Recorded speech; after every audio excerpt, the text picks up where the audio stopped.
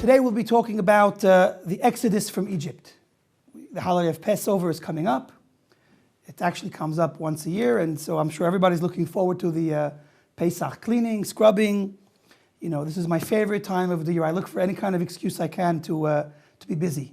My wife looks around, even when I'm in the house. You busy? Yeah, I'm busy. You know, because as soon as you're not busy, you're stuck with Pesach cleaning. So, you know, I try not to be there, and then when I'm there, I make myself busy, and hope you're not listening to this one, you know, dear. But you know, if she is, I'm caught. I'm gonna have to help. Anyway, so the question we have, I think many people ask, even myself included, is what does this story that took place 3,000 years ago have to do with me? Very nice. 3,000 years ago, some 600,000 males, a total of about 3 million people, got up and decided they want to move. You know, they moved out of Egypt and they moved into the desert. I don't know how smart of a move that was, but of course, when it's God leading you, you go where He tells you. So no one was complaining in the end. So because this 3,000 years ago or more, we have this big incident. So till today, every year, families all around the world read the Seder, do the Pesach night. Now, so essentially, the Pesach Seder is something we redo every year. Now, I'm sure the young kids, you know, they could lose interest a little bit, ask themselves, what is it that we have to do the same thing over and over again? And the truth is, we have to appreciate why it's so important and why every year we reread the Seder. So, I think if we would appreciate what the Seder has to do with me, it would really enhance everyone's experience. So we'll try to get to what is our connection to the Seder. Why is it so important that 3,000 years ago our ancestors left Egypt? So the rabbis explained to us, based on something that we actually read in the Seder itself, in the Haggadah, it says like this, I'll read it in Hebrew first. Chayav Adam lir'ot et atzmo ki'ilu hu yatsa miMitzrayim. A person must see himself as if he went out of Egypt. And with this teaching, we're going to really get into the heart of what Pesach is all about. You know, so let's start.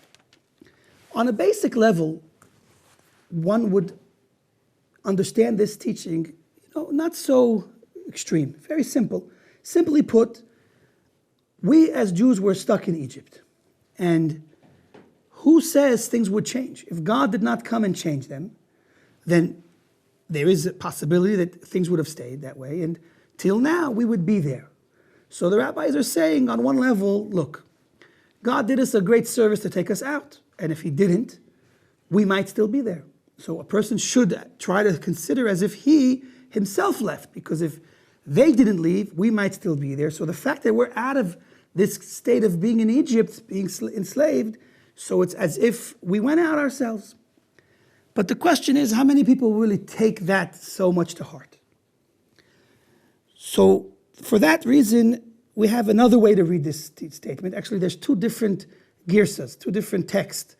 The Rambam has a little bit of a different text. The Rambam has a text that reads that a person must show as if he went out of Egypt, which means that he does things, external things to, you know, make believe, so to speak. And the language is as if he went out of Egypt. So you have different nice customs by the Sephardim and Ashkenazim even, you know, following this language in the Rambam to do all, you know, put on outfits, sing different songs, do different procedures, as if they went out of Egypt. So we act as if we went out of Egypt, as if we were ourselves slaves.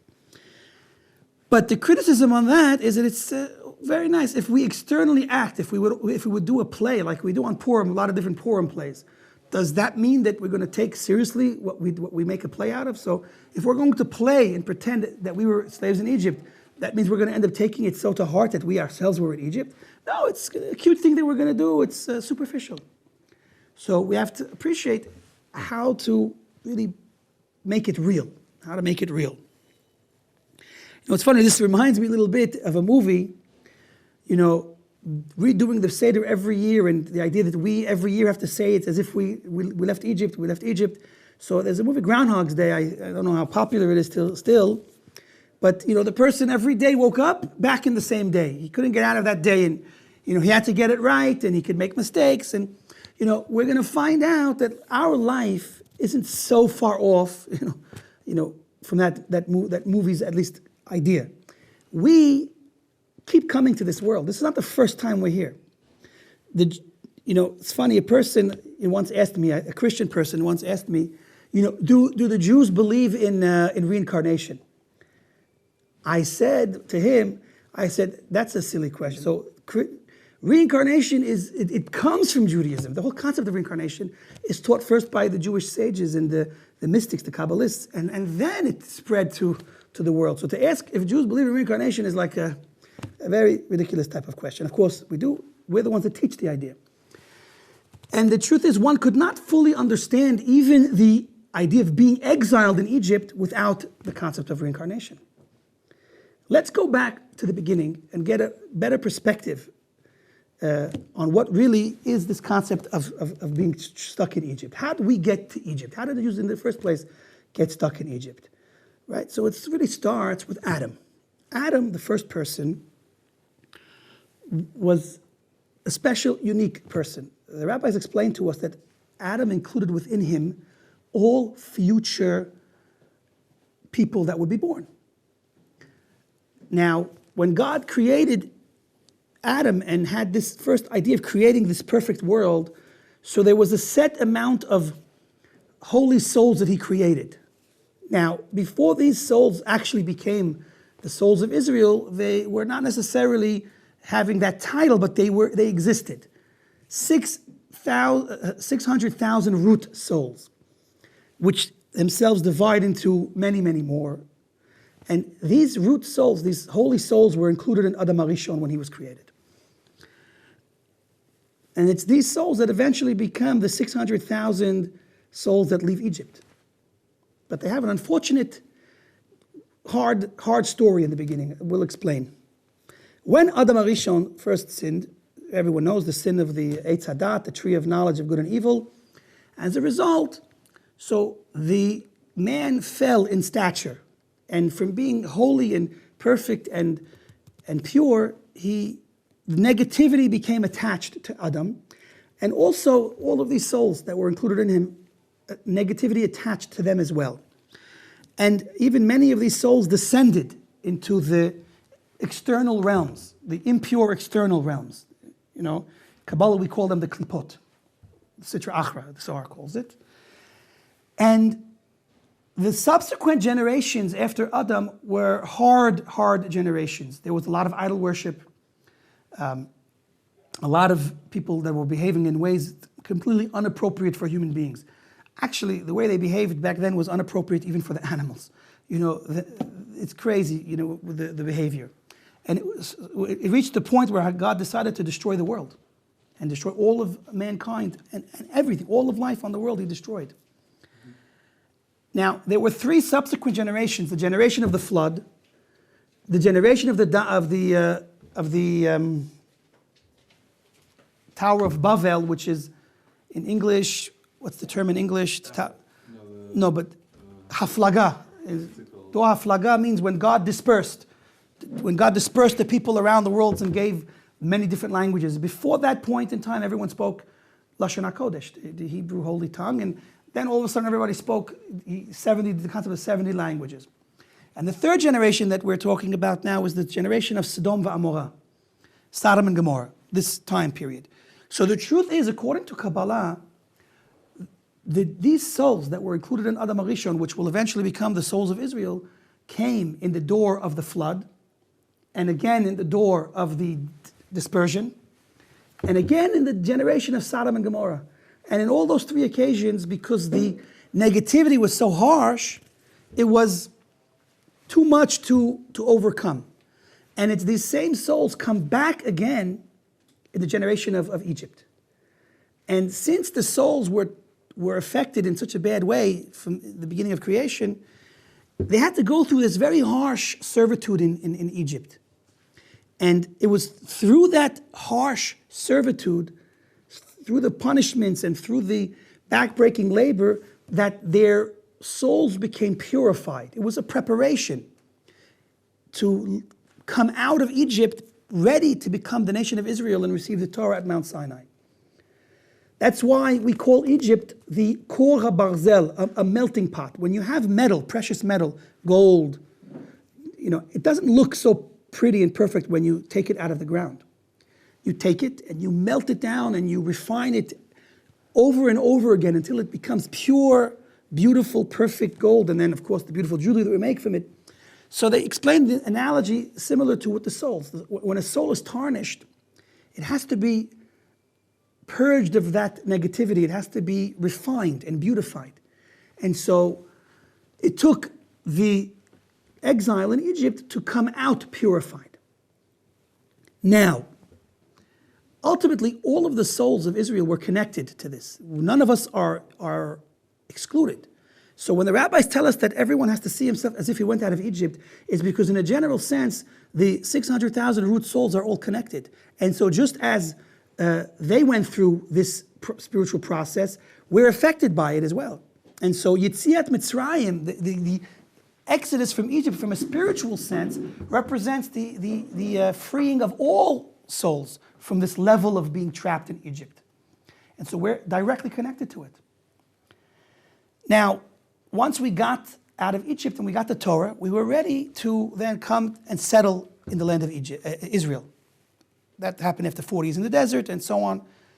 Now, this idea of redoing the Seder every year, though, we have to understand in a deeper sense, in a spiritual sense. The Or HaChaim explains, based on Kabbalah, that we go through the same spiritual process that occurred in Egypt every year.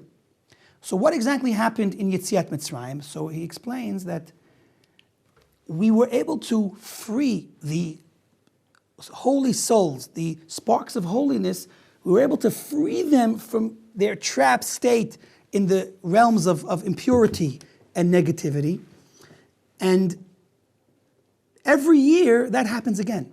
That means that this Pesach, when we be doing a Seder, that spiritual idea of Pesach is happening again. And that means that the souls and the sanctity, the Kedusha, the sparks of holiness that are still trapped are freed again as well, more and more. Every year there's a redemption of Kedusha, of holiness, every year. That's what the Or HaChaim explains.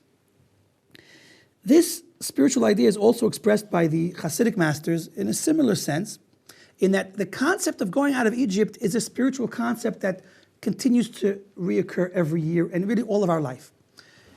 They base it on a pasuk that takes the concept of leaving Egypt and it speaks about it in multiple days. We know that when we left Egypt, it was on one day. It says, "Be'etzem hayom hazeh," on this very day, the Jews left Egypt. But there's a pasuk in the Nevi'im that says that as in the days, which is written in plural, as in the days that you left Egypt, I will show you wonders. So they ask, we left Egypt on one day. So how can they say, as in the days that you left Egypt, I will show you wonders?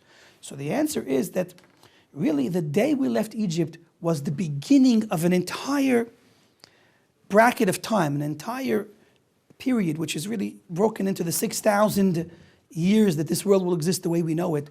That entire period after we left Egypt are all spiritually the concept of days that we are leaving Egypt.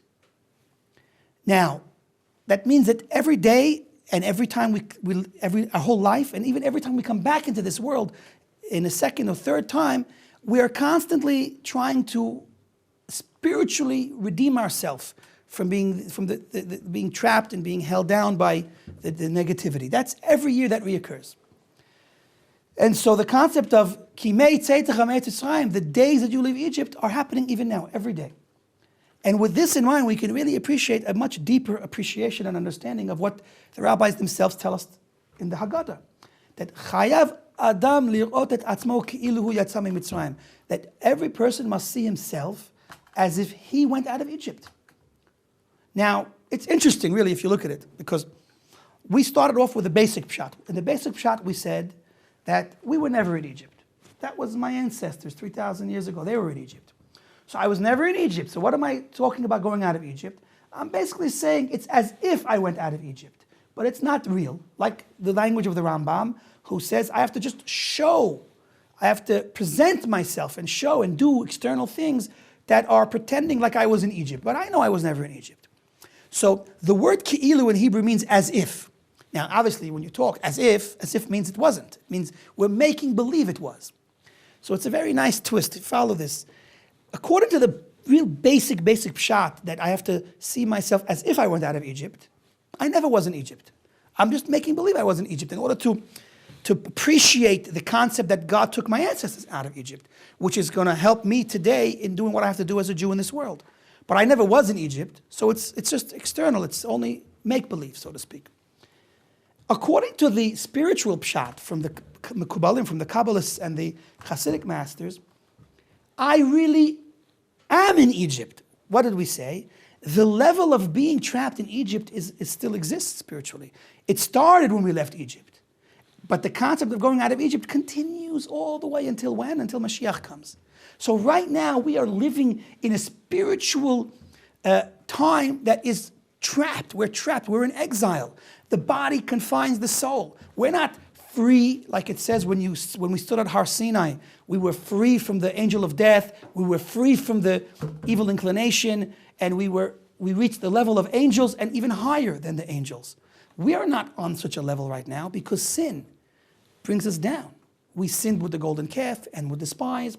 And today, there's negativity that we're every day fighting to overcome. The limitations of the body, the limitations of our own fears and our lack of faith. We have much to overcome to become truly free. So we are in Egypt right now. We are literally trapped in Egypt. And it's the job of each and every one of us to leave, to work hard to get out of Egypt.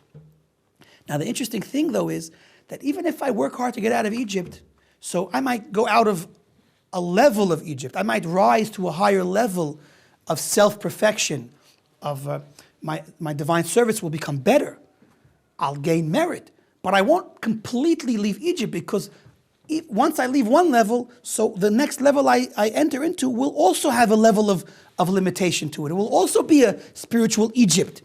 I'll be less enslaved, but I'll still be enslaved until we merit Mashiach, or until a person in his own personal world becomes a complete tzaddik, where it says that both of his sides of his heart, the good and bad side of his heart, are transformed to serve God. Then we're all living on a level of Egypt. So according to this explanation of going out of Egypt, so the ki'ilu, as if I went out of Egypt, is the opposite. Why does it say it's as if I left Egypt? Because I'm still in Egypt. Even when I make my attempt to leave partially from Egypt, ultimately I'm still trapped. So the basic pshat, I say it's as if I left Egypt because I never was in Egypt.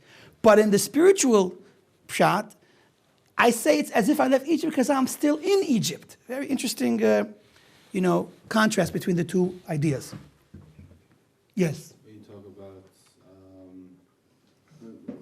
this whole concept you're just talking about, what about obviously so you're saying even at times when I've been a liver a few times in the history of the Jewish people when it's been maybe ideal, like in the beginning of the first Pesach Mikdash, people are still like that. Okay, so since we have free choice, you say until then I'll explain. Mashiach is going to be over. I always thought Mashiach is going to be the fixing up of what it was, which was the best. So there are stages. I'm speaking in general terms. It could be when Mashiach immediately comes, we still have more work to do, but ultimately we will reach this level of being completely out of Egypt. There'll be no more death, no more sickness, no more evil inclination, no more negativity. That time is coming.